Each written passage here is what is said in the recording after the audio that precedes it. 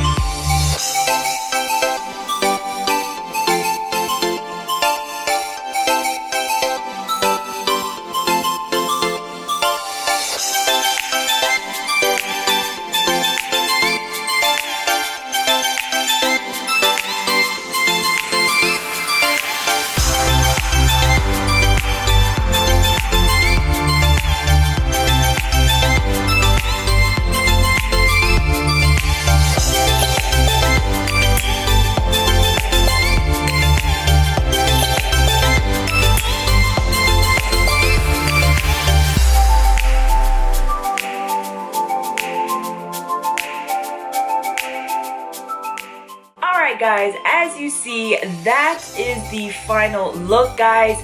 Please, please, please, please don't forget to thumbs up the video if you like it, and I know you guys love this video, so go ahead and thumbs it up. And also smash that subscribe button, guys, and make sure you guys hit that notification bell so you get notified every time I upload a brand new video. And thanks guys for watching, and I'll see you again next time. Bye guys. I got muscles like Superman trainer. Ay, real rare like Super Saiyan manga. I jump, stomp on Lucifer's sage. Now I got a few rings on Jupiter.